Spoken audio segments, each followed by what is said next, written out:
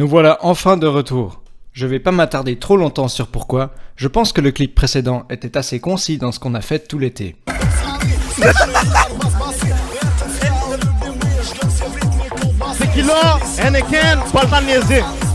Bref, nous voilà donc partis pour une nouvelle sortie à moto. C'est qui, nous? Glouche, avec sa scrambler, Théo qui roule en Suzuki Bandit, et moi, Chapeau, avec la XSR. Cette fois, fini la rigolade, on va attaquer des cols sérieux, à savoir un petit échantillon des meilleurs cols des Alpes suisses. On part donc du Carnotsee une fois que nous sommes sobres, pour faire un premier plein, puis partir direction Berne, Thun, jusqu'à Brienz, où on a commencé à filmer. On se dirige ensuite jusqu'à Innertkirchen, pour arriver au pied du premier col, le col du Susten, qui mène du canton de Berne dans le canton de Uri. Dans le sens qu'on le prend, il compte comme un des plus jolis cols de Suisse, avec une vue incroyable sur une vallée vaste, et avec des tunnels au début, il est juste indispensable de s'amuser comme il faut.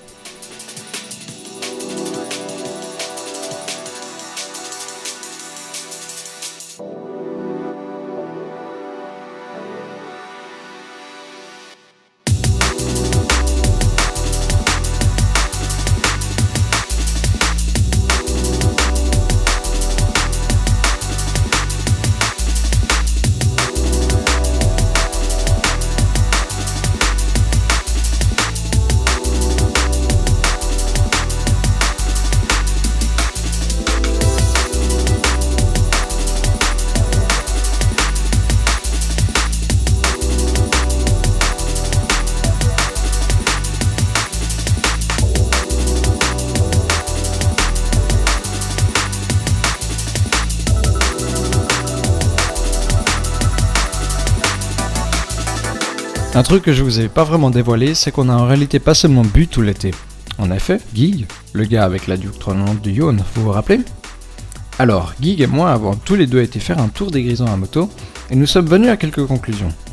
Le pire qui peut arriver à un motard sur un col, c'est de rencontrer un véhicule lent qui ne peut pas dépasser, quelque chose qui arrive souvent dans des cantons comme... Ou encore... Jusqu'à présent, notre meilleur moyen de lutter contre ça était d'y aller à des heures ou moments de l'année où on allait rencontrer le moins de personnes que possible, en semaine par exemple, et d'éviter les week-ends quand tout le monde cherche à échapper au chaud et nous gâcher nos balades de plus en plus rapides. On a donc pris l'habitude de dépasser relativement rapidement tous les gens qui se mettent dans notre chemin, de manière plus ou moins sécurisée quand l'occasion se présente. Glouche et Théo ont tous les deux eu cette même réalisation sans que j'aie eu besoin de leur dire. Ce jour-là était en semaine pour toujours encore faciliter la montée, mais grâce à nos expériences, on était vraiment parés pour s'amuser.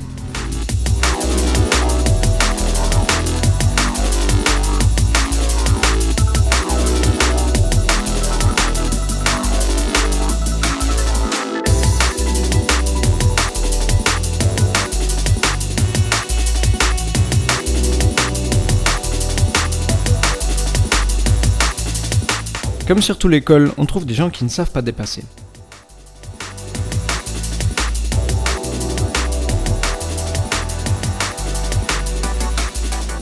Hélas, cette fois, on en fait aussi partie. Mais à ce moment-là, on s'en foutait un peu en vrai. On avait faim. On venait de faire quasiment 2 heures de ligne droite. Donc première priorité, c'était de trouver un truc à manger.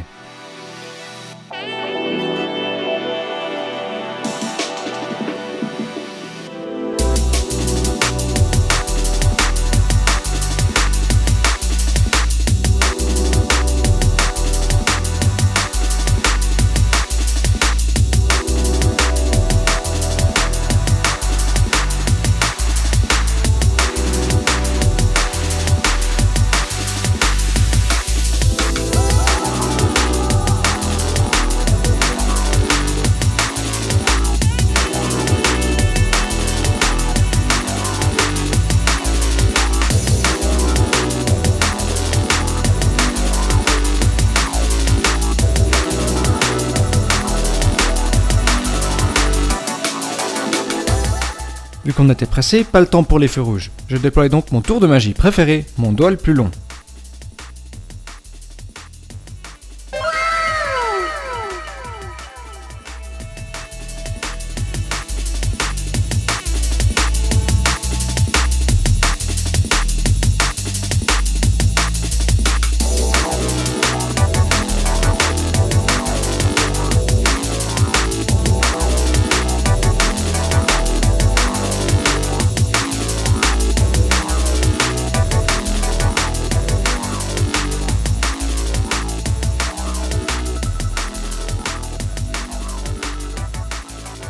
Arrivé à la moitié du col, on se pose pour manger un truc. Très sale. J'ai bien aimé. C'était cool. Putain, c'est sportif. Hein? Sportif. Ouais.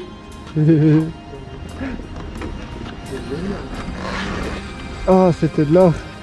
Astuce, si vous devrez vous retrouver dans la même situation que nous, faites pas la même erreur que nous.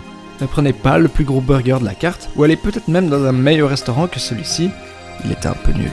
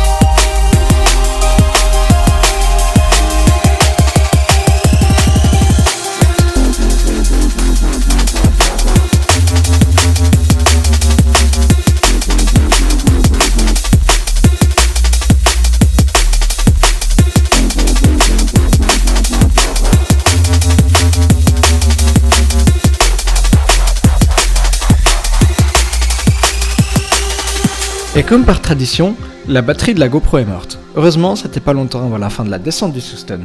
Je la change et on repart direction Réalpes pour atteindre le col de la Fourca qui mène dans les Conches, le haut du Valais. Il faut savoir que l'endroit où on se trouve actuellement n'obéit pas exactement les règles d'éviter les gens en venant pendant la semaine. On se trouve à Andermatt, où circulent chaque année des millions de véhicules pour traverser le massif alpin suisse. C'est quasiment l'endroit le plus bouché qu'on connaisse, et ce jour-là, nous étions pas épargnés non plus. Louche et Théo ont réussi à dépasser le camion devant nous, mais il nous faudra encore attendre une bonne vingtaine de minutes avant d'avoir la chance de le faire de manière sécurisée.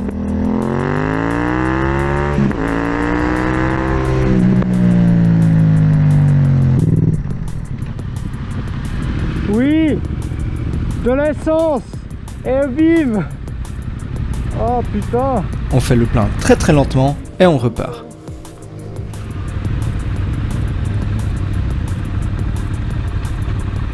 Merci. Allez, viens. Demi-tour. On peut aller là. On monte.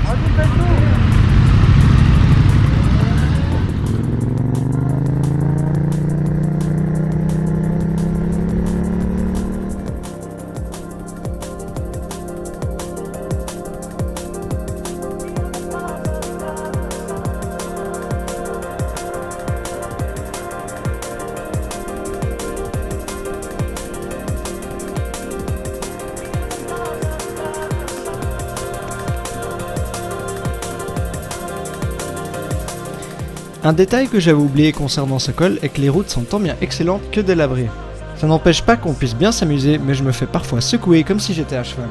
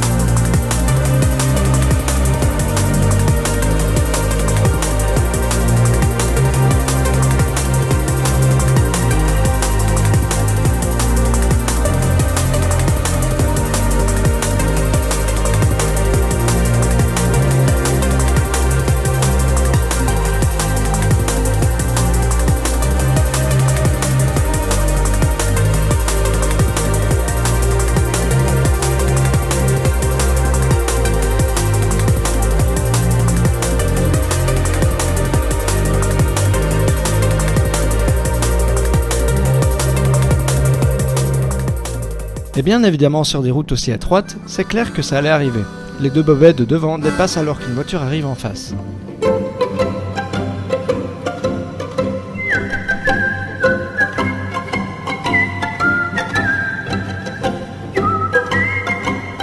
Bien entendu, une fois rattrapé, je leur le fais savoir. Vous êtes tous cons.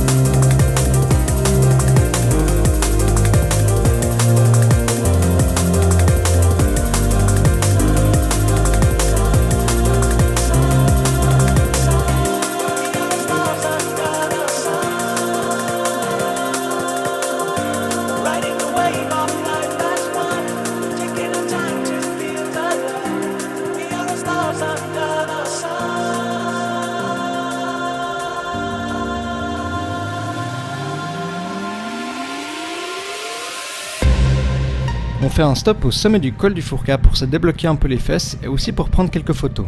On entre à présent dans le canton du Valais, plus précisément la région des Conches, tout en haut de la vallée. Certains disent que cet endroit fait partie des paradis à moto, avec des cols époustouflants qui mènent dans quasi toutes les autres régions montagneuses de la Suisse. Sur ce coup-là, je vous recommande vivement d'y passer un jour ou l'autre, en particulier pour les cols du Nofenen, du Grimsel et du Simplon. Ou du moins de regarder nos épisodes sur les cols qui viendront dans le futur proche. Mais bref, je me perds. On observe les habitants principaux de ces landes, des moutons, et on se tourne vers le prochain col par lequel on va passer, le Grimsel, dont on voit déjà le sommet. La classe ou la classe? Eh ouais, putain.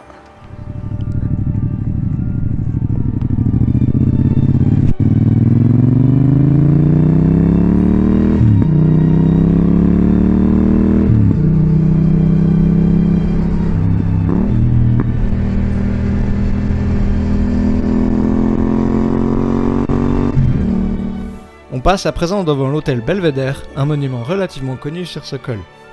On s'était pas arrêté ce jour-là à cause du temps qui pressait, mais si ça devrait vous intéresser, c'est ici qu'a été tourné James Bond Goldfinger en 1964. L'hôtel se trouve sur ce rebord depuis 1892, mais est fermé depuis l'an 2014 suite à des problèmes administratifs. En face se trouve aussi la grotte des glaciers où, pour un maigre prix de 9 francs, vous pouvez aller visiter la vraie pépite de cette route de col, le glacier du Rhône. Je dois avouer que les photos n'illustrent de loin pas l'immensité de cette masse de glace, ni la chute de température à laquelle on fait face en rentrant dans le gouffre de ce val. Depuis ici, on voit les chutes du Rhône ainsi que la vallée en dessous et la remontée du Grimsel qui se dresse sur la droite. Il y a aussi bien sûr les grottes qui vous permettent d'entrer dans le ventre de ce Léviathan.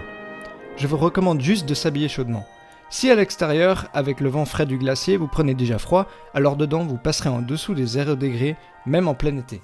On en termine avec la petite leçon d'histoire, on va maintenant s'apprêter à la redescente sur cette route géniale.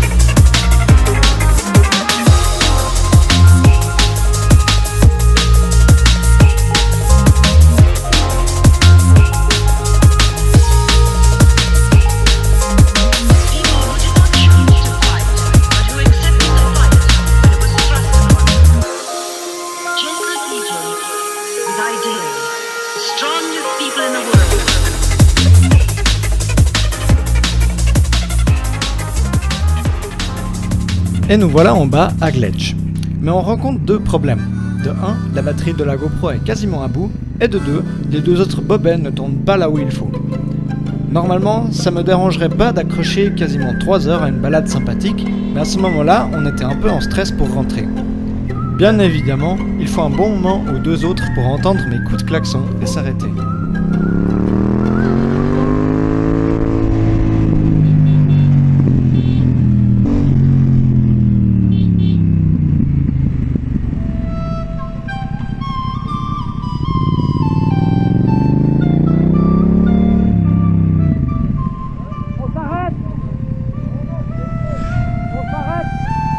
Arrêtez-vous quelque part.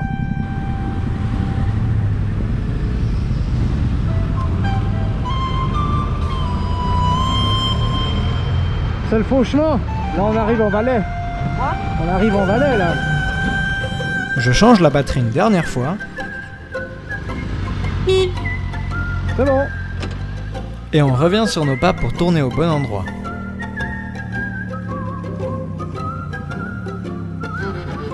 On attaque à présent le col du Grimsel qui nous ramène dans le canton de Berne pour revenir à Innertkirchen, depuis où on est parti. La montée est courte mais intense.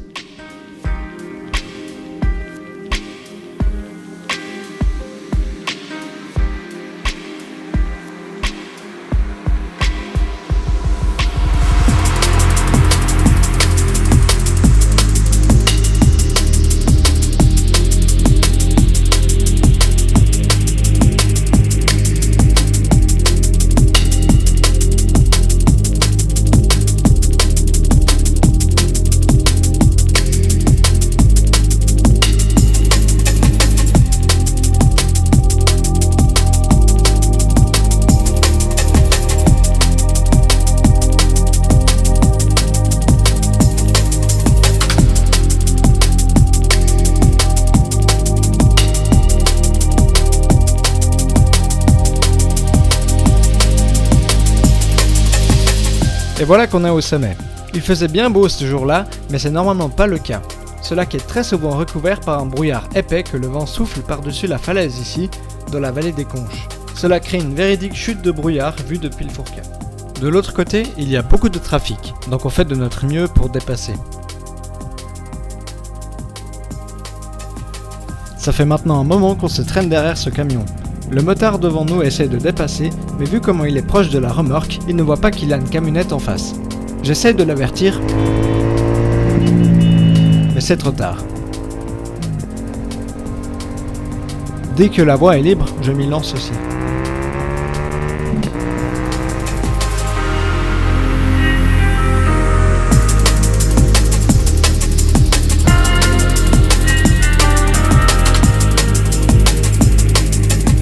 Mais bien sûr, vu qu'on était dans notre élément, un des bobets a dû faire une connerie. Glouche, en essayant de dépasser la voiture grise devant nous, ne voit pas qu'il y a un camion en face et l'évite de justesse.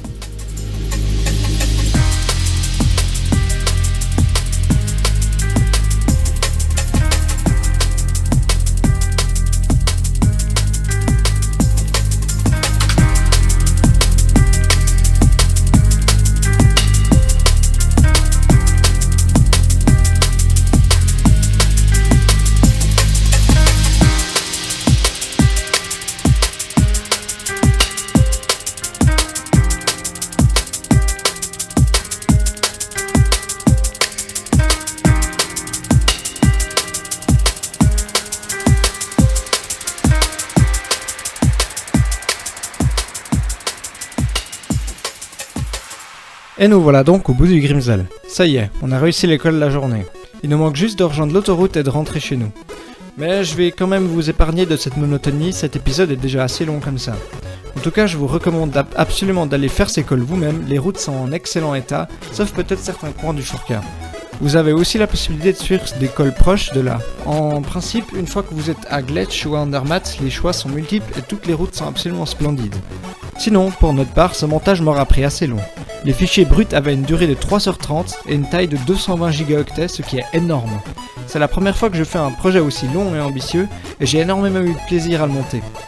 D'ailleurs, je vais très probablement faire des RAW, donc balades brutes, de chacun des cols, histoire que vous puissiez entendre le son de l'Akrapovic, vu que je l'ai enregistré, et aussi histoire que vous voyez que le col et que vous n'avez pas à entendre ma voix dégueulasse. Un grand merci à Glouche et Théo pour m'avoir accompagné à cette balade qui était la première fois où on était vraiment sur des cols sans se laisser freiner par le trafic. Je me réjouis déjà des prochains projets, même si ça va probablement prendre son temps, vu qu'on est déjà de nouveau en octobre. Un merci aussi à Nikus, le type qui a joué pour l'intro. Il rejoindra bientôt aussi notre groupe, donc vous allez le voir plus souvent. Bref, j'espère que ça vous a plu, n'hésitez pas à vous abonner parce que je vais très certainement trouver un peu de contenu à mettre dans les prochains temps. Allez, à la prochaine, ciao!